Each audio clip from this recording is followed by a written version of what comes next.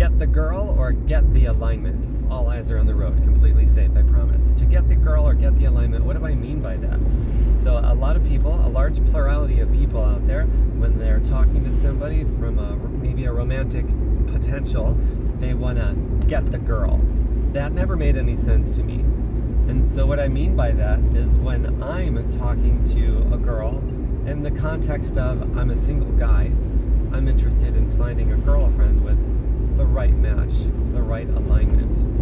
I'm constantly categorizing. It sounds so romantic, right, to categorize other human beings.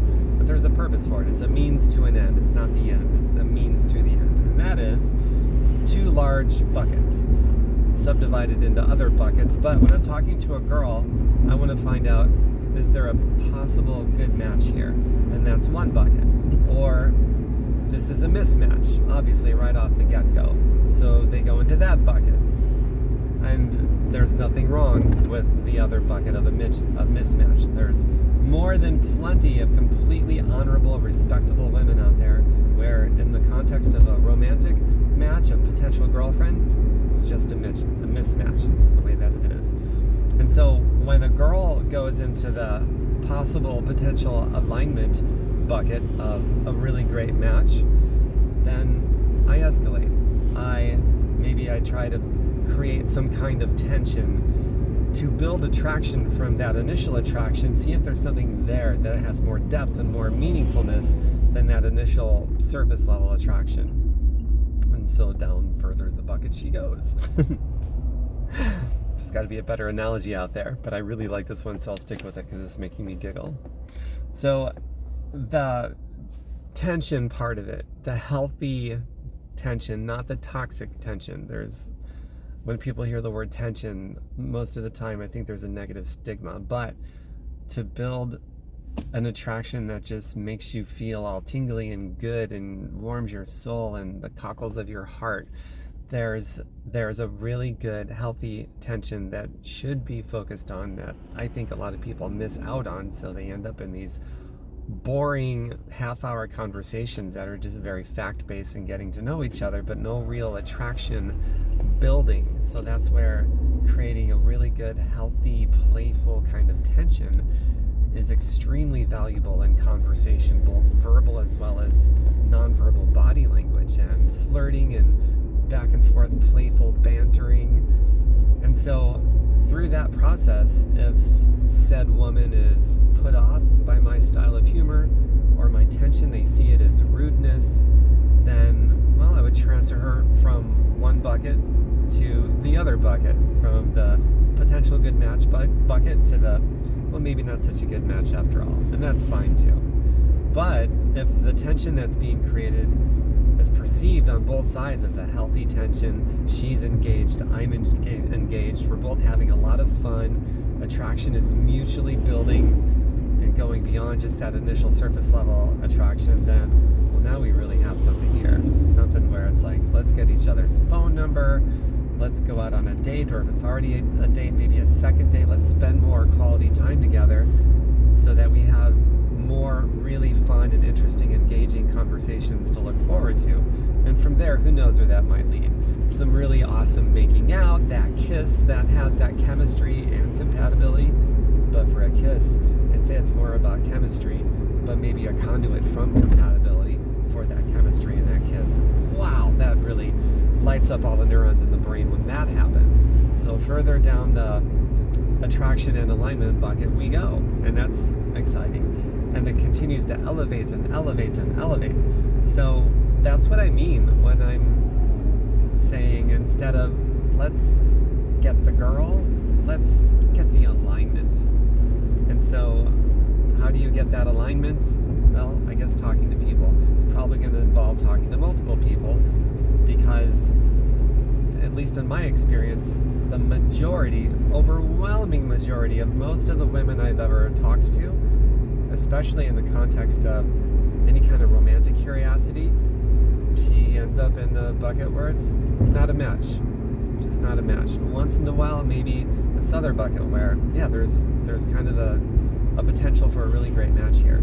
And most of the time when they end up in that bucket, it's only a matter of time until they transfer to the other bucket. And it's also possible that this other bucket of a mismatch could transfer into a match. That's extremely rare, but it could happen. And to go deeper and deeper, the multiple levels into that attraction bucket where it's a good match. Now that is exceedingly rare, at least for me it is, that's for sure. Especially if you're talking about going so deep where you become a thing, a boyfriend, girlfriend type serious relationship, long term. That is almost non-existent in my world to go that far down that bucket. But it's fun to go out there and meet people and try and to have these fun interactions. And most of the time when an interaction does not work out in a deep romantic way, it's still fun for having gone through it.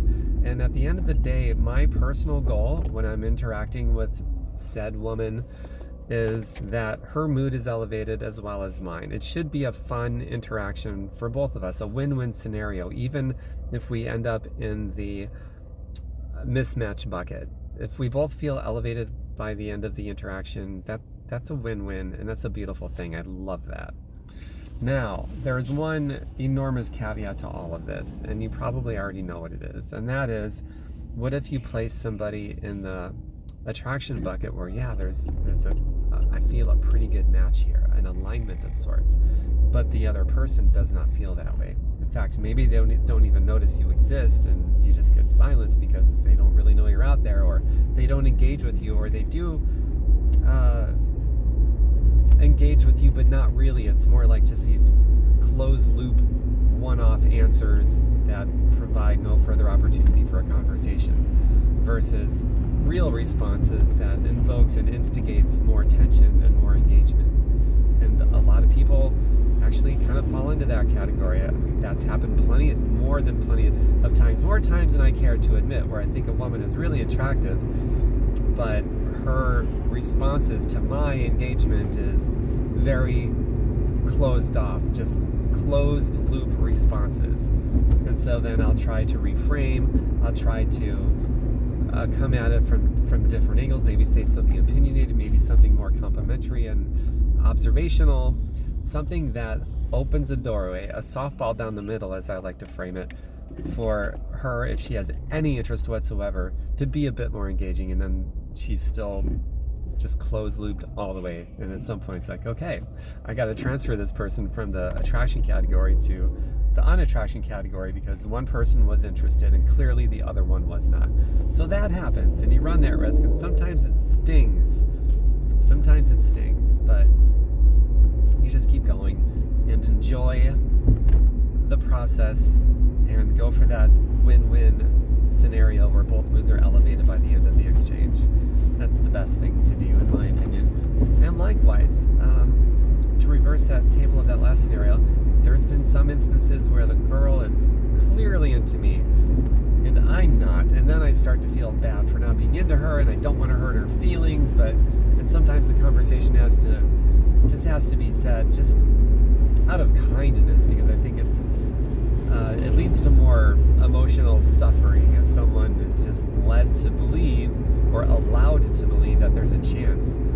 So when I find myself in that situation, I try to be as early on as possible to let her know very politely and sympathetically that there's no chance. And I don't mince my words. I'm polite, but I also do not mince my words either, because I don't want a woman who I'm definitely not interested to feel like she's got some chance with me, because then she's hanging on to that hope. And I want her to move on and find her own happiness.